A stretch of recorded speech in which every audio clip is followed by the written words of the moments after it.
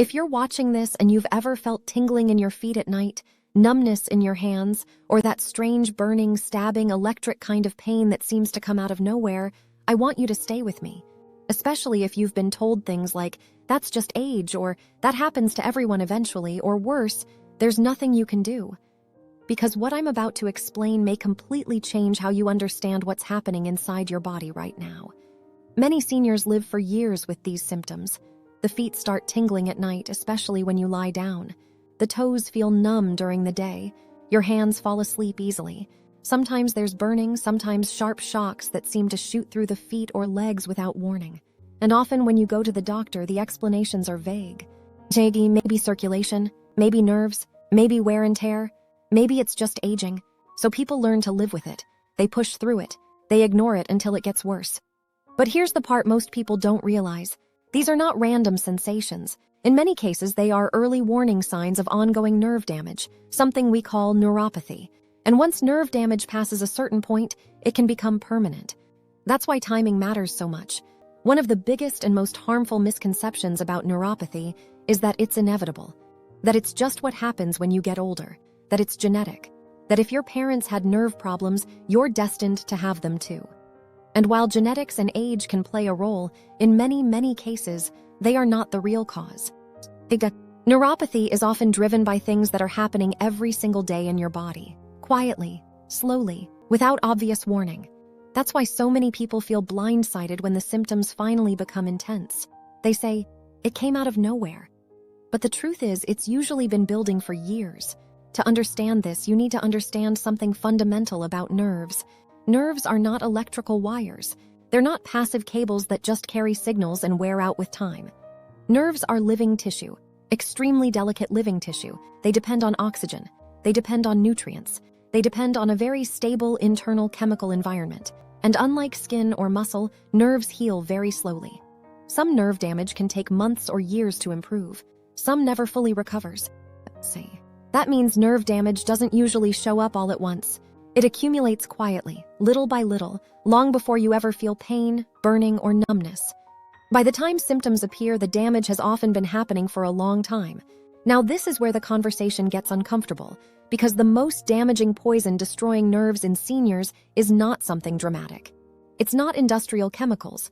It's not rare toxins, not even alcohol by itself.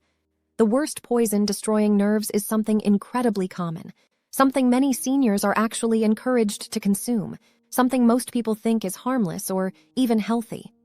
That poison is chronic blood sugar toxicity. And here's the critical part. You do not need to have diabetes for blood sugar to destroy your nerves.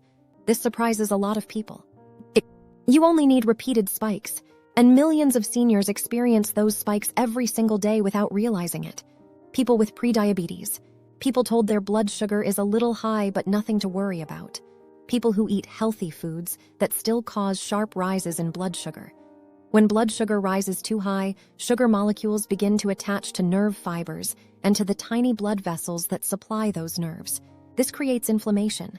It creates oxidative stress, damages the protective coating around nerves called myelin. Think of myelin like insulation around an electrical wire. When that insulation is damaged, signals misfire, they leak, they become distorted. Over time, nerves lose their ability to send clean, accurate signals. That's when tingling starts.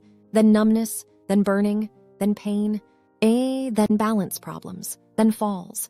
One of the most dangerous myths in senior health is the idea that neuropathy suddenly appears. It doesn't. It develops silently, often for years, while the poison keeps working in the background. Many people remember being told at some point, you're borderline diabetic, or your blood sugar is a little elevated, or you have prediabetes but it's not serious yet. This is often where nerve damage begins. In fact, newer research shows that prediabetes causes nerve damage almost as often as full diabetes. The difference is awareness. Most people with diabetes know they have it. Most people with prediabetes don't. And this is where I want to pause, because some of you are thinking, but I eat healthy. And I believe you. Most of my patients say the same thing, and they're not lying. The problem is that the poison is not obvious. It hides in foods and habits that sound healthy on the surface. It hides in how food is prepared. It hides in how it's eaten. And it hides in patterns that seem harmless. Let me walk you through how this poison works in real life. You eat something that spikes blood sugar. Your body releases insulin to push that sugar into cells. Over time, cells become resistant. Sugar stays in the bloodstream longer. Nerves, especially the long nerves in your feet and hands, are exposed to toxic sugar levels again and again. The tiny blood vessels that feed those nerves become damaged. Oxygen delivery drops. Nutrients don't arrive efficiently. The nerve begins to starve, slowly. Because this happens gradually, people don't connect the dots. They don't think the tingling at night has anything to do with breakfast, or lunch, or snacks, or drinks. It feels random. People say it came out of nowhere, when in reality, it's been building quietly for years. Now here's a question that often comes up. If blood sugar toxicity is so damaging, why doesn't every senior with high blood sugar develop neuropathy? The answer is exposure, duration, and resilience. Some nerves tolerate abuse longer than others.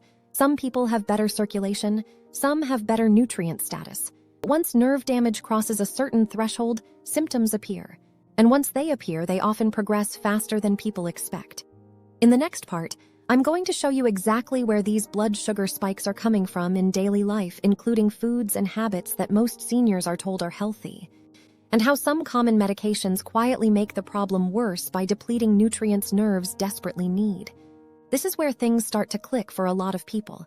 Let's talk about where this blood sugar poison actually comes from in everyday life, because this is where most people have a light bulb moment. These spikes are not coming from obvious junk food alone. They're coming from foods and habits that are often recommended, especially to seniors. One of the biggest and fastest sources of blood sugar toxicity is liquid sugar, fruit juice, sweetened coffee drinks, sports drinks, and smoothies. Even the ones labeled natural, even the ones made at home, even the ones that come from fruit. Liquid sugar enters your bloodstream incredibly fast because there's no fiber to slow it down. Fiber is what acts like a brake. Without it, sugar hits the bloodstream almost immediately.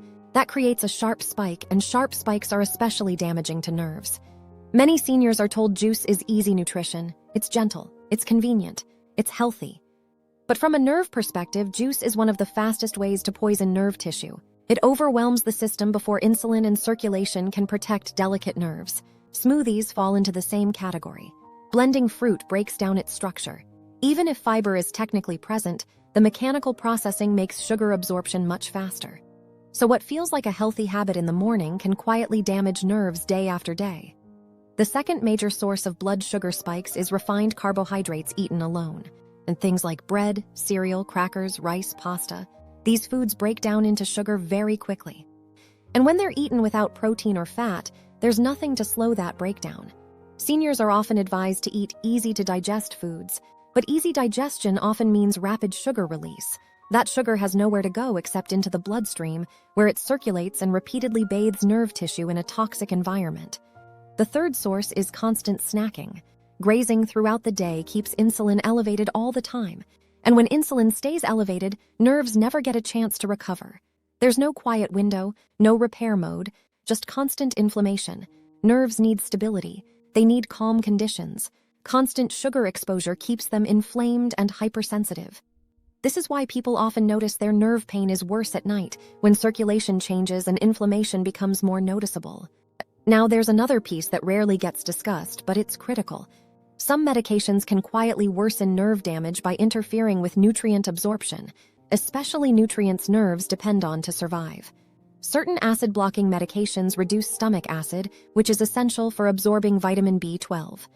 Some diabetes medications interfere with B12 absorption.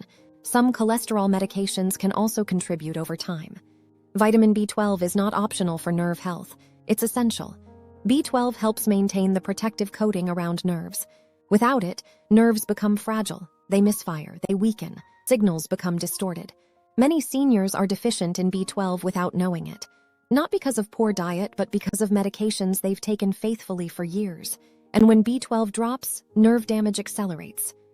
This is why neuropathy is rarely caused by one thing alone. It's usually a combination. Blood sugar toxicity, inflammation, nutrient depletion, poor circulation. But blood sugar toxicity is the accelerant. It's the gasoline on the fire. Here's why early action matters so much. Nerves have a tipping point. Early damage might show up as mild tingling or numbness. But once damage crosses that threshold, progression often speeds up. Pain becomes more intense. balance worsens, the risk of falls increases, and falls are one of the biggest threats to senior health and independence. Once nerves die, regeneration becomes extremely difficult. That's why stopping the poison early is far more powerful than chasing pain after damage is done. Now, I want to say something very clearly, because this is where many people lose hope. Neuropathy is not always reversible, and anyone promising a miracle cure is not being honest. But here's the other side of that truth.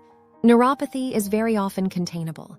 Progression can often be slowed, sometimes dramatically, and stopping progression can preserve mobility, sleep, confidence, and independence.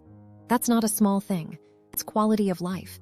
So if blood sugar toxicity is the poison, what protects nerves? What neutralizes the damage? This is where many people expect complicated answers. Extreme diets, expensive treatments, exotic supplements. The truth is far simpler, and that's why it's so often overlooked. The most important principle for nerve protection is stabilizing blood sugar, not aggressively lowering it, not chasing perfect numbers, but keeping it steady. Nerves don't need perfection, they need consistency. Every sharp spike in blood sugar is like a small chemical burn to nerve tissue. Fewer spikes mean less damage. This leads to the single most important rule I teach seniors with neuropathy, and it's one most people have never heard. Never eat carbohydrates alone. Not fruit, not bread, not crackers, not cereal. When carbohydrates are eaten by themselves, sugar hits the bloodstream too fast. Insulin surges, and nerve repair shuts down temporarily. But when carbohydrates are eaten with protein or healthy fat, absorption slows dramatically.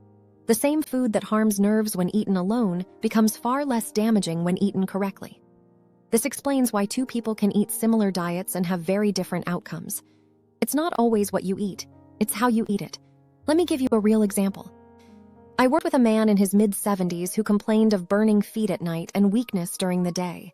He believed he was eating clean. Every morning, he drank a fruit smoothie with banana, mango, juice, and yogurt. What he didn't realize was that the liquid sugar hit his bloodstream before his nerves had any protection. Once, we removed the smoothie and replaced it with eggs and vegetables in the morning, and moved a small portion of fruit to later in the day eaten after meals. His nerve pain eased within weeks. His balance improved. His energy lasted longer. Nothing magical happened. We simply stopped poisoning his nerves. In the next part, I'm going to walk you through the specific nutrients nerves need to survive, how inflammation amplifies nerve pain, why gentle movement matters more than intense exercise, and a simple 2 to 4 week plan seniors can actually follow without feeling overwhelmed. Now let's talk about what nerves actually need in order to survive and function once you've started removing the poison. Because stopping damage is the first step, but protecting what's left is just as important. Nerves require very specific nutrients to maintain their structure and their ability to send signals. One of the most critical is vitamin B12. B12 helps maintain the protective coating around nerves. Without enough of it, nerves become exposed and fragile. Signals start misfiring. Sensations become distorted. Pain increases. What makes this especially tricky is that many seniors are deficient in B12 without realizing it. This often has nothing to do with diet. It has to do with absorption. As we age, stomach acid naturally declines. On top of that, many people take acid-blocking medications, diabetes medications, or cholesterol medications for years. These can quietly interfere with B12 absorption. So even someone eating well can slowly become deficient. And when B12 drops, nerve damage accelerates. This is why testing matters. Guessing is not enough. Magnesium is another nutrient nerves depend on. Magnesium supports nerve signaling and muscle relaxation. Low magnesium can contribute to cramping, twitching, heightened nerve sensitivity, and poor sleep. Folate works alongside B12 to protect nerve tissue and support cellular repair. Then there's alpha-lipoic acid. This one helps reduce oxidative stress in nerves. Oxidative stress is like rust for nerve tissue. It damages structure and interferes with signaling. Some people notice reduced burning or pain when oxidative stress is lowered. Now here's an important caution that doesn't get said often enough. More is not better. Some vitamins, especially vitamin B6, can actually worsen nerve damage if taken in high doses. This is why blindly supplementing can be harmful. Testing and proper guidance matter. Nutrient support does not cure neuropathy, but it can stabilize nerves, protect what remains, and reduce irritation. And sometimes that's enough to significantly improve quality of life. Now let's talk about inflammation, because inflammation is like a volume knob for nerve pain. Inflamed nerves fire more easily. They overreact. Mild irritation becomes severe burning. Small damage feels unbearable. Chronic inflammation comes from many sources, but highly processed foods, excess sugar, and refined seed oils are major contributors. These foods keep inflammatory pathways activated in the body. When inflammation stays high, nerves never calm down. On the other hand, reducing inflammation can quiet nerves. Fatty fish provide omega-3 fats that support nerve membranes. Olive oil supports healthy inflammatory balance. Vegetables supply antioxidants that reduce oxidative stress. Spices like turmeric help calm inflammatory signals. Reducing inflammation doesn't mean extreme dieting. It means slowly shifting away from foods that fuel the fire and toward foods that help put it out. Now let's talk about movement, because this is another area where people often get the wrong advice. Many seniors with neuropathy are told to exercise more. Some try intense workouts and end up feeling worse. Nerves don't need punishment. They need circulation. Gentle movement improves blood flow. It helps lower blood sugar. It delivers oxygen and nutrients to nerve tissue, and it does so without overstressing sensitive nerves. Even 10 minutes of walking after meals can make a meaningful difference. That small window helps glucose get pulled out of the bloodstream by muscles, reducing the spike that damages nerves. Over time, those small walks add up. Movement is medicine when it's done correctly. Now I want to address something emotional, because neuropathy doesn't just affect the body. It affects confidence. It affects independence. It affects how safe you feel moving through the world. Loss of sensation in the feet increases fall risk. Balance becomes unreliable. Many people begin to fear walking, especially outside or at night. And falls are one of the biggest threats to senior health and longevity. That's why neuropathy isn't just about pain. It's about independence. It's about being able to trust your legs, to feel the ground, to react quickly. Early intervention preserves autonomy. Tingling and mild numbness are not verdicts. They are warning signals, signals that something needs to change. I've worked with seniors who were told nothing could be done. They were told nerve damage is permanent, and while it's true that not all damage reverses, doing nothing is one of the most harmful paths.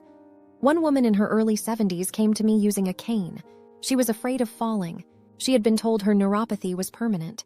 When we stabilized her blood sugar, corrected nutrient deficiencies, and removed liquid sugar from her diet, her nerve pain reduced enough that she could walk short distances without fear. She wasn't pain-free, but she regained confidence, and that changed how she lived. This brings us to the most practical part of all of this. What can someone actually do right now without turning life upside down to protect their nerves over the next few weeks? The answer is not perfection. It's consistency. In the next part, I'm going to lay out a simple, realistic 2 to 4 week action plan, not a diet, not a program, just a handful of changes that many seniors can implement immediately. Changes that often lead to less burning at night, better sleep, steadier balance, and clearer feedback from your body. This is where everything comes together. Let's bring everything together into something simple and doable. Because information only matters if it turns into action. And when it comes to nerve health, small, consistent changes often matter more than dramatic ones. Over the next 2 to 4 weeks, the goal is not to cure neuropathy. The goal is to stop feeding the poison and to give your nerves a safer environment. When that happens, many people notice real improvements. Not miracles, but meaningful changes. The first step is eliminating liquid sugar completely. No fruit juice, no sweetened drinks, no smoothies, even the ones made with healthy ingredients. Liquid sugar is one of the fastest ways to spike blood sugar and irritate nerves.